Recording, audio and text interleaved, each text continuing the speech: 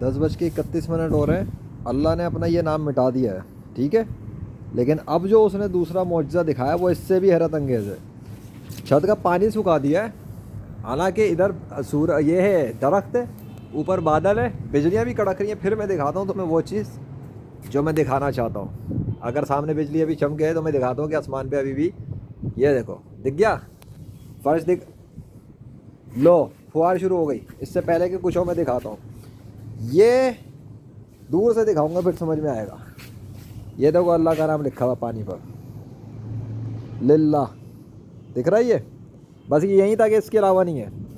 ये वो वाली लाइन ठीक हो गया, ये देखो ये वाली लाइन ठीक है, और ये वाली लाइन.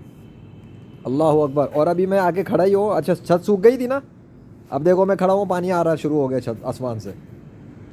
अल्लाह अकबर.